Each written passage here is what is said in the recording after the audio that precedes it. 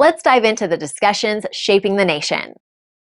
I wish everyone today a happy May Day. Many workers across the state are looking forward to a day off on Monday, a public holiday introduced by the Labour Party to mark International Workers' Day.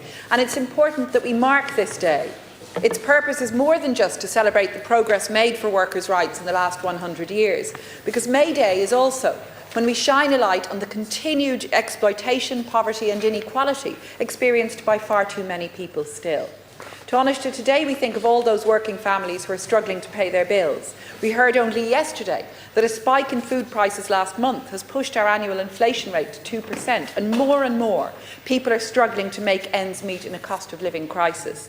And Taoiseach, I think that's partly why there's been such uproar about the outrageous, almost €500,000 salary proposed for Fianna Fáil's housing maverick. A housing oligarch, a housing tsar with a Russian oligarch price tag. You might call it a fixer-in-chief or even a fixer with a nixer.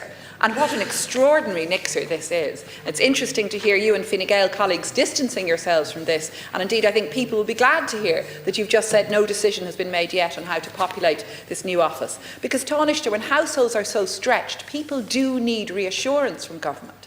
And on the issue of reassurance, you need to give workers a reprieve on low pay. Those who are on low pay need to have hope for the future.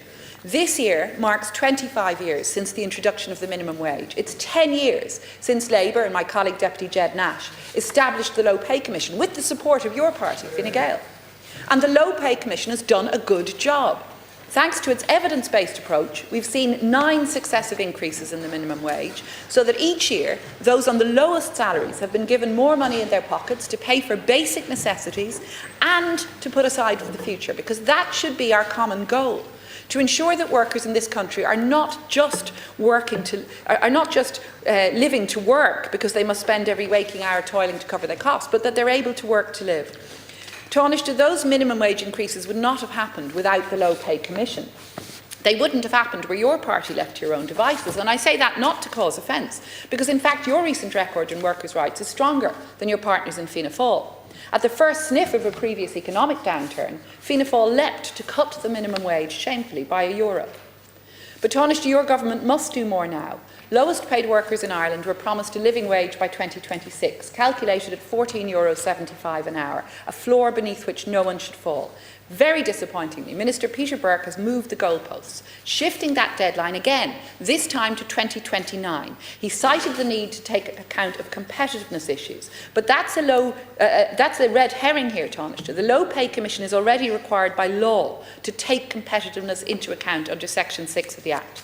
So Taoiseach, instead of trying to pin competitiveness issues on the lowest paid workers in the state, will you commit to honouring the Low Pay Commission's approach and stick with that 2026 deadline? Give workers a hope on May Day, a hope for the future, to move them out of a poverty trap.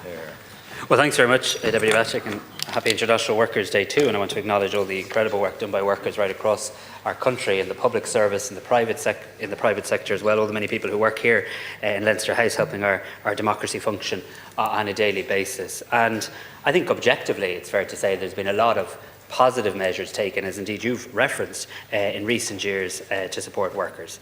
Our minimum wage in Ireland has been increased by over 33% in the last 5 years, and if I'm correct, I think we now have the second highest minimum wage in Europe. We have introduced statutory sick pay. 2 years ago, we lived in a country where there was no statutory sick pay scheme. We have pay-related benefits, which I think is a really important reform, took effect just at the end of March, and this provides again a greater safety net to workers if they lose their jobs. And I'm very pleased to say that auto-enrolment will be introduced from the 1st of January 2026. I want to acknowledge the proposals that my colleague Minister Calleary brought forward in relation to that to Cabinet this week. This will ensure that workers right across our country will have greater financial security and comfort in their retirement. And I actually think it's addressing a real divide that's existed in relation to pensions in this country for a very, very long time. We've also had other important changes, indeed a new public holiday on St. Bridget's Day introduced in 2023, and we passed legislation to ensure that employers must distribute tips fairly amongst their employees. I think changes like remote working have had a really positive impact on many workers, though I know we continue to work through all of the change that brings about together as well. But I think largely it's been very positive for many workers, and certainly many people that I meet as I go about my business as well. We've made progress on things like parental leave, paternity leave. We've published through Minister Burke's work for consultation an action plan on collective bargaining, which has been one of the key asks, I think, of the union movement in their engagement with government in recent time. And I must say more broadly, I'm very pleased that we now have the Labour Employer Engagement Forum, the LEAF, which works very, very well, chaired by the Taoiseach, attended by myself, Finance Ministers, Minister Burke, Minister Cleary, relevant ministers, as the issues arise, in terms of teasing through, in a collaborative way, a range of issues that relate to our economy, enterprise and the likes. And I think that's a structure that works quite well too.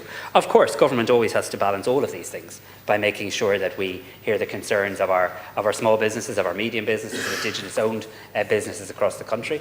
And they should never be pitted against each other. I do take that point, because employers know that actually looking after their employees well is in their interest for a whole variety of reasons as well. So this government will see further minimum wage increases, will see the ongoing work of the Low Pay Commission, and I acknowledge the work done by your colleague Deputy Nash in relation to that. And we do want to see a living wage introduced by 2029.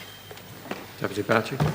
Well, Taoiseach, I've certainly acknowledged positive advances that have been made for workers' rights, fought for and campaigned for by trade unions and the trade union movement, of course. But at a time when we're seeing significant divisions emerging between you and your senior coalition partner in Fianna Fáil, I think this is the time for you to carve out a space on workers' rights that emphasises the difference between you and Fianna Fáil, not just on fixers with nixers, but on actually things that matter to working people. Because your predecessor, Leo Varadkar, spoke very positively about workers' rights. You've spoken very positively about workers' rights. This can be a difference you can make in government, Taoiseach. And that's why it's so disappointing to see one of your ministers now talking about delaying that necessary move to a living wage to 2029 and citing competitiveness as a reason for doing so. Minister Burke, you know the issues that are really affecting competitiveness in this country. Lack of infrastructure, chronic housing shortage and spiralling energy bills. That's what's driving competitiveness issues for small businesses, for our economy, not low-paid workers. They shouldn't be bearing the brunt of a cost of living crisis.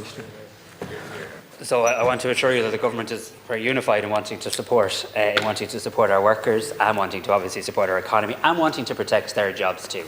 And I agree. I mean, low-pay workers and workers in this country are certainly not responsible for the many turbulent challenges the global economy may face and the impact that may have on Ireland. I take that point. I think the union. We're very lucky to live in a country where our union movement was very constructive in its engagement, even during the darkest days of the financial crisis. I want to acknowledge that on International Workers' Day. It doesn't mean we always agree with them or they agree with us. I don't want to kill their street cred, but it is important that we have that constructive engagement, and I do acknowledge that too. But in relation to the living wage, this was about trying to calibrate it correctly. It has been, not by you, but it has sometimes been misrepresented or misdiscussed in recent days as though the minimum wage won't continue to rise, as though the journey towards the living wage won't continue. It will. We will continue to see the minimum wages increase. And in fact, at present, we have wage growth in Ireland of about 3.5% to 4% and inflation of about 1.7%. So we are back now seeing real wage growth, people's incomes going back up. And we are also now trying to help in other ways too. Things like hot school meals, free school books, are of course benefiting everybody, but also benefiting our low-paid workers, and we'll continue our positive agenda in relation to this. Like, share, and subscribe, and let us know your thoughts in the comments. We'd love to hear from you.